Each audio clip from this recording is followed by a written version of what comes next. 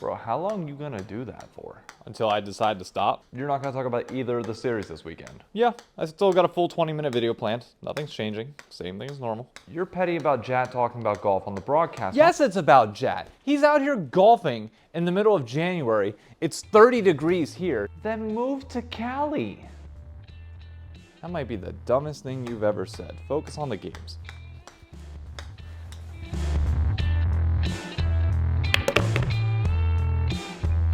Ladies and gentlemen, welcome back to the Rendezvous, your hub for everything 100 Thieves, LCS, and League of Legends. Bluntly put, this week was a good one. With matchups against NRG and Dignitas, the hope going into the week was that we go 1-1, and we did exactly that and looked more promising in a matchup that we were set to lose, so yeah, can't really complain. Starting with the NRG game, it was pretty apparent during draft that we were lacking a little bit of damage here. It would take a significant amount of popping off from our two different carries to be able to win this game.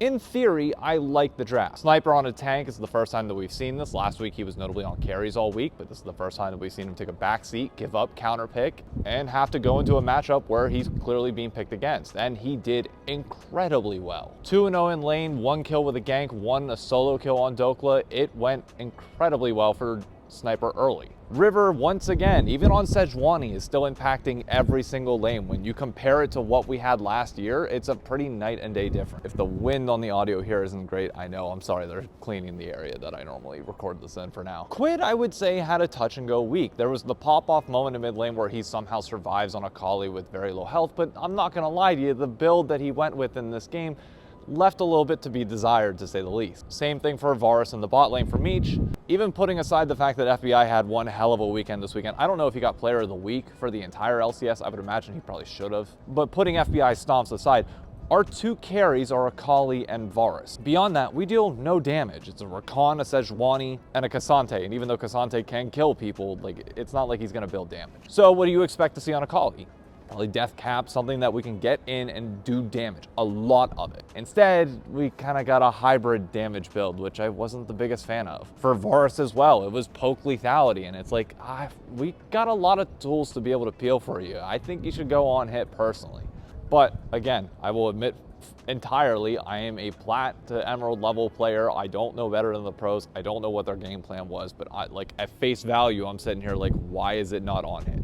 But regardless, we kept NRG close the entire game up until the end. Even in points where we were behind, we had signs of life. We were constantly fighting. We were constantly doing things to try and put ourselves in a better position. And had we been a more experienced roster, hey, we might have been able to close out some of the advantages that we got in this game, or better shut down bot. But this is only our third game together on stage. So overall, you can't be upset with the loss to NRG, and if anything, you should be really happy with how close we kept it the entire way through. This then feeds into the second game against Dignitas, where our draft, very similar. Swap out the Akali this time for the Azir, which we know Quid is comfortable on. You swap out Rakan to a Senna, that way we have guaranteed more damage as the game gets later on. Meech still on Varus, but overall, again, same idea through and through from what was the day prior, at least our current read on the meta. This game, though, despite going against a arguably weaker opponent, was definitely sloppier than the NRG series. And to be clear, I have no problem with that whatsoever. Like football, like any sport, there are gonna be games where you're facing a lesser opponent and sometimes you just stoop down to their level and it gets a little bit chaotic as there's not as much coordination on both sides of the table, and you just gotta slog out those wins. You just gotta get in the trenches, do what you need to do, and get the job done. And that's exactly what we were able to pull off. When it came time to clutch team fights later in the game, we were able to do the right things to be able to win. Once again, wasn't the biggest fan of lethality Varus, especially since you're already going to have lethality on the side of Senna.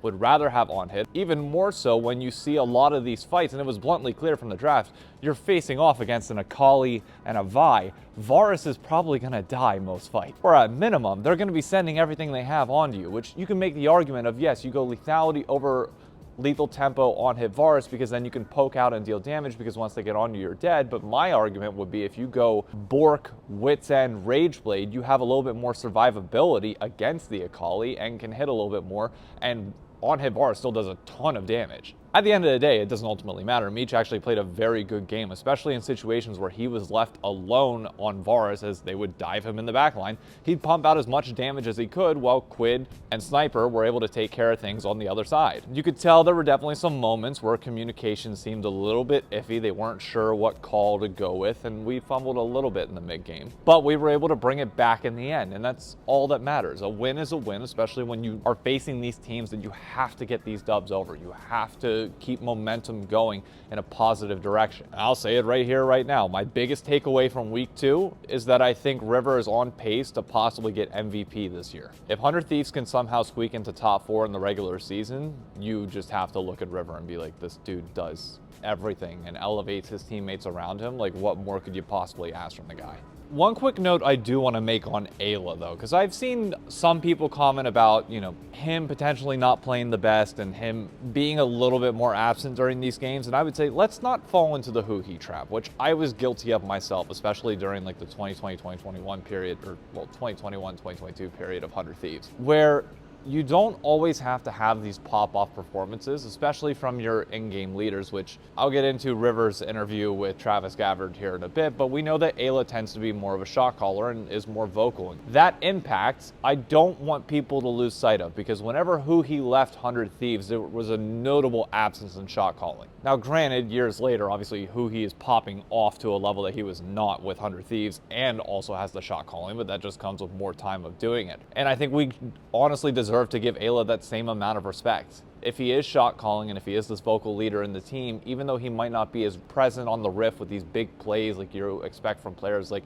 Mickey X, Hillsong, formerly Vulcan, and now Huhi, I would just say cut him some slack, give him a little bit of time, and really stop to think about the value that he might be bringing to the team elsewhere. Obviously, we don't know if that's the case. There hasn't been like a video kind of talking about things during the regular season, nor have we heard 100 Thieves voice comms yet. But I just want people to keep that in mind, because again, I've been guilty of it in the past, and I feel really bad now retrospectively undervaluing who he brought to the team. We do need to touch on this interview with River, though, that Travis Gafford did, notably after the NRG game. He specifically calls out that he thinks that they're towards the bottom of the league in terms of their individual skill. Now, granted, this was when they were sitting at 1-2 after just getting beat by NRG. And that their communication still is a work in process, with some of the players being new to the stage, and communication's not quite the same in scrims versus being obviously in front of a crowd. I'm not worried about it personally. That's the sign of rookies and younger players, and that's to be expected. That type of stuff develops as time goes on, and the fact that we're 3 games in, I don't think anybody should be worried about that ever. If we were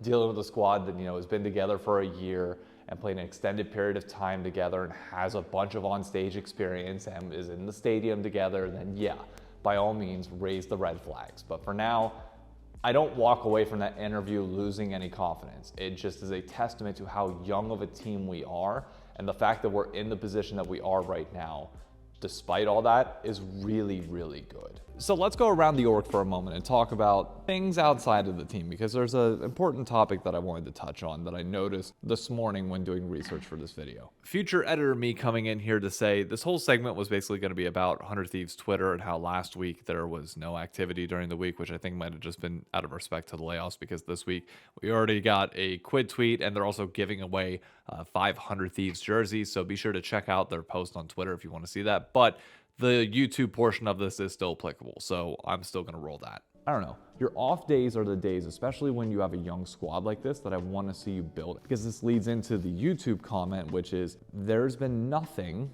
on the 100 Thieves YouTube for a month now. We got a video whenever they were boot camping back in Korea when they were like discussing items, but since then the YouTube channel has been entirely vacant, and we have a squad that people are considering a dark horse in the league. There's a lot more excitement around this team and people want to see them and get that exposure, and it feels like we are lacking in a 6-week season. We are lacking on prime time that we should be capitalizing on that. Now, by the time this video comes out, there could be something on the YouTube channel and there could be tweets out and I could be made to look like an idiot, and I will gladly wear that egg on my face. But I'm noticing it already and calling it out, that it's like there needs to be something. There needs to be a narrative that the organization itself is pushing on the social media front. Unless I truly don't understand their marketing decisions and like their appeal that they're going for here, the lack of videos and tweets being put out on both of our channels during non-game days, that to me doesn't feel like we're putting in the work on the social side yet. And again, I just say all of this out of love and respect and wanting this organization to grow and pack out stadiums. And I feel like those are just steps that you have to take to get there personally. On a positive work side, it is always a thrill to watch Jack get involved in like the replies and comments. For those that don't know, Courage is a co-owner of 100 Thieves, commentator for Call of Duty for a long period of time, actually casted games of the LCS last year. Like, he's one of my favorite personalities that I wish we saw tweet more about League of Legends, like more involved. But like, I mean, the dude's so busy as is. Like, even just seeing one-off tweets of like him supporting the boys is always great, because you can just genuinely tell he loves all of the esports 100 Thieves. And I just wanted to throw this out there. Jack, if for some reason you're seeing this, hello. I sent you an email about possibly coming on this show during the off week that we have. We have like a 2-week break within the LCS. Obviously, there's not going to be much to talk about. So if you want to come on and talk about 100 Thieves League of Legends, would love to have you on here, man. You know my email. Also, feel free to shoot me a DM on any social media platform. You tell me when to be there, and as long as I'm not in the office, I will be there. Yeah, they were still cleaning, and I have to get this filmed, so we're finishing this up here. Let's go into the community comments. First, I actually love this question. Are we closer to the top 2 or bottom 2, given that we're currently top 4 and right in the middle? We're 4th, 5th, so we're equidistant to both. And I feel pretty comfortable saying we're closer to the bottom 2 than the top 2. NRG and Cloud9, especially after watching NRG just dismantle FlyQuest and continue to ramp up, and how we already fared against C9, I think it's safe to say that we are closer to the bottom 2. We've had close games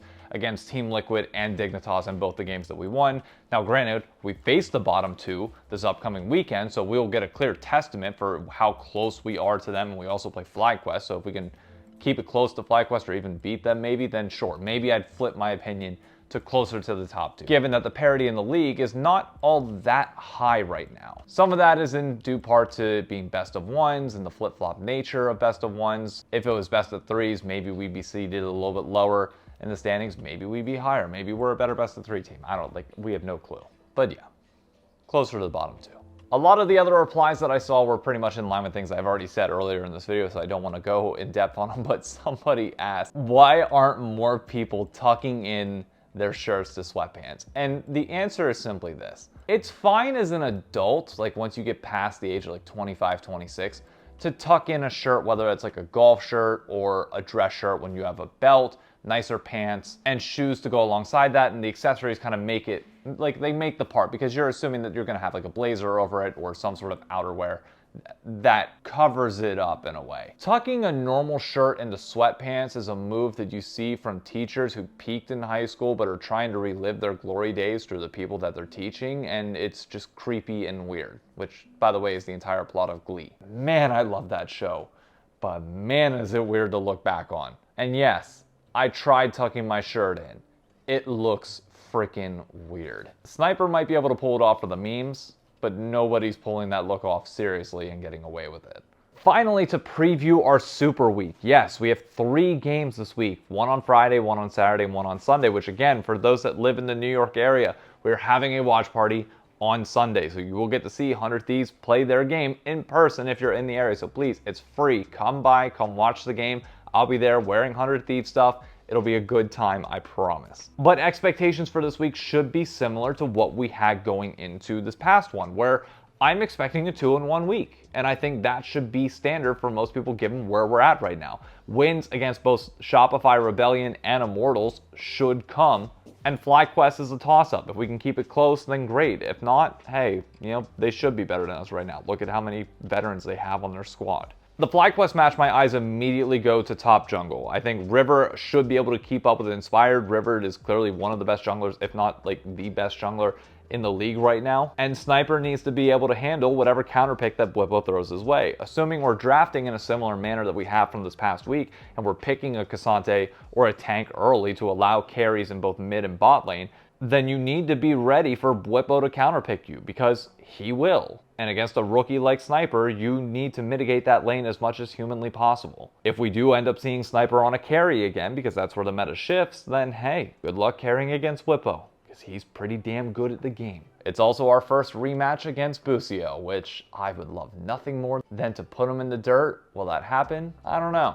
I'm curious whether this will actually feel like a rivalry game like it seems, because there's so many former players of 100 Thieves and former management, including Papa Smithy, now in FlyQuest, that I would love to be able to beat them. But I don't know. They seem too goody two-shoes to have like a full rivalry with us just yet. It doesn't feel like there's bad blood in any way, shape, or form in the same way that I feel against Team Liquid. Couldn't explain why. For Immortals, I feel bad saying I'm going to stick with top lane and sniper, but Castle I think has been the weak point of that roster, and you need to exploit that to the fullest. This is also a lane where Meech and Ayla could get ahead. Tactical played 2 games of Ezreal this past week, and if they're going to rely on Ezreal, you can smash lane pretty hard and go that route. For Quid, you're going against Mask, who's actually looked pretty decent despite their 1-3 record. So yeah, be ready for what I think will actually be a really close matchup between the two. And finally for Shopify, do not sleep on this team as Cloud9 just did. You make mistakes, you give them an inch in draft, they can punish you.